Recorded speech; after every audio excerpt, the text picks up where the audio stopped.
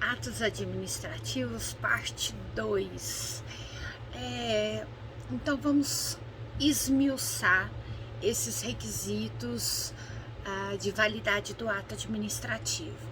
O professor Wilson Grangeiro, que é de onde eu tiro essas informações, ele coloca acerca da competência o agente capaz, é o poder legal atribuído ao agente público para praticar o ato administrativo. É intransferível, no entanto, podendo ser delegada ou avocada tomar para si.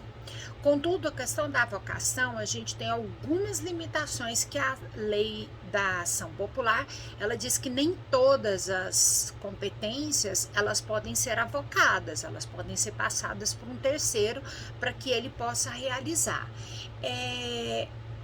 Se o ato administrativo não for realizado por aquele que é capaz ou por aquele que recebeu a competência, seja por delegação ou por avocação, esse ato administrativo ele é nulo, ele não gera efeitos, ele não pode gerar efeitos. Então, aquele que é incapaz para produzir um ato administrativo, ele não pode chamar para si essa competência.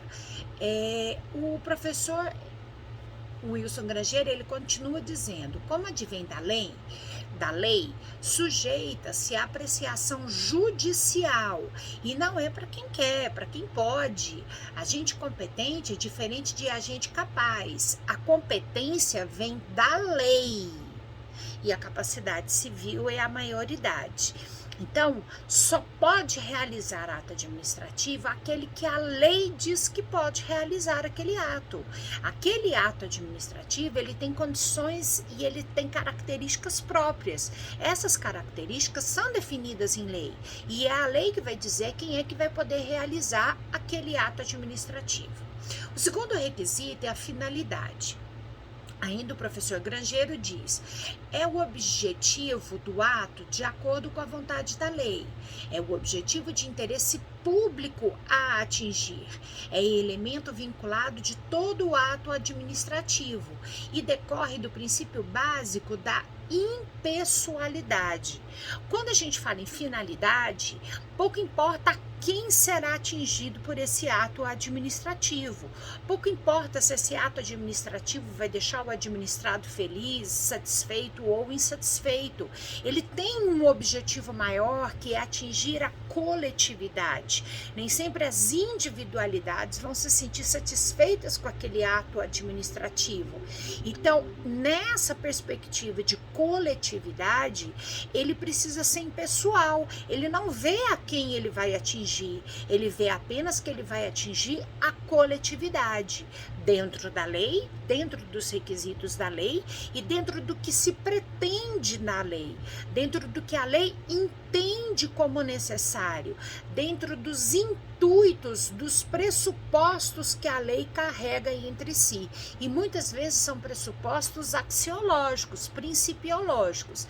Então, o administrador, ele tem que ter um cuidado muito grande quando ele vai realizar um ato administrativo e ficar atento com a questão da impessoalidade. E eu já falei para vocês que impessoalidade é tanto não marcar a administração com a cara do administrador. Esses dias foi muito interessante, no trânsito, eu andando atrás de uma ambulância de uma cidade aí no interior, e não bastava estar sinalizada a prefeitura de tal município, tinha um símbolo próprio da prefeitura daquele município. Isso é ferir a impessoalidade. Então a gente já sabe que marcar os atos administrativos com a minha identidade pessoal ou com a identidade do partido é ferir a impessoalidade, mas também destinar aquele ato para uma determinada categoria ou excluir determinadas categorias daquele ato administrativo, porque eu tenho alguma perseguição, porque eu me sinto insatisfeito, isso fere ao princípio da finalidade e fere ao requisito da finalidade do ato administrativo. O terceiro requisito é a forma. É o elemento formal exteriorizador do ato. Todo ato é formal, escrito, regra. Todavia, em situações de emergência ou urgência, admite-se forma não escrita ou tácita ou verbal. Na realidade, conforme Odete Medawar, a forma do ato administrativo engloba tanto os modos de expressar a decisão em si, como a comunicação das fases preparatórias, pois todos dizem respeito à exteriorização do ato, independentemente do conteúdo. É muito comum a gente ver, por exemplo, quando tem obras públicas sendo realizadas, que tem aquelas placas que precisam ser atualizadas, trazendo a informação do que está sendo construído, quanto que vai ser gasto, qual etapa já se está e quanto já se gastou. Normalmente a gente, quando vê essas placas, a gente vê só no início da obra, dizendo que ela foi aprovada em tal processo licitatório, que está sendo construído tal coisa, que vai custar tal e que os fundos vêm de tal lugar. Só que essas informações, elas precisam ser atualizadas. Por quê? Porque é a exteriorização do ato. E o administrado, ele precisa ter ciência daquilo que está sendo realizado e quanto tempo vai durar, quanto tempo ainda falta para que aquilo seja efetivamente cumprido. Então, a professora Medawar, ela é muito feliz quando ela diz nessa questão dos atos serem atualizados, a forma do ato ser atualizada. A gente não só falar na formalidade escrita ou na forma tácita ou verbal, como por exemplo os apitos de trânsito, sinais de trânsito, são formas não escritas de realização de um ato administrativo, mas também da atualização daquele ato administrativo. O terceiro requisito do ato administrativo é motivo ou causa, que ele vem expressamente no artigo 50 da Lei 9.784. A motivação é obrigatória. Para o professor Eli Lopes de Meireles, motivo ou causa é a situação de direito ou de fato que determina ou autoriza a realização do ato administrativo. O motivo, como elemento integrante da perfeição do ato, pode vir expresso em lei, como pode ser deixado a critério do administrador.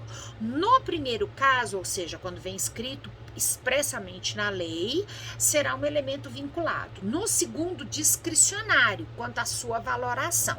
Agora, quando tem ausência total da lei, não tem previsão nenhuma de como aquele ato vai ser realizado, aí o administrador ele vai ter que se socorrer ao legislativo ou pedir para que o judiciário decrete a mora e lhe diga o que fazer no caso concreto. Porque ele não pode suprir a ausência de norma regulamentadora. Então, assim, até a discricionariedade eu tenho faculdade dentro da lei e aí essa faculdade me permite agir. Então, eu tenho vários caminhos e eu escolho um desses caminhos. Às vezes, a lei, ela não é extremamente esmiuçada, ela não esmiuça muito bem todos esses caminhos. É isso que o professor Eli está querendo dizer. Nessa situação, o administrador ele vai também fundamentar por que ele escolheu aquela motivação para a realização do ato.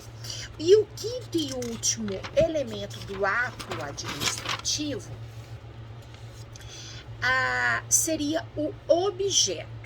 O objeto todo ato administrativo tem por objeto a criação, modificação ou comprovação de situações jurídicas concernentes a pessoas, coisas, atividades sujeitas à ação do poder público. É o próprio conteúdo do ato. Então, o objeto do ato é o ato em si. O que o ato está se destinando? É uma rodovia?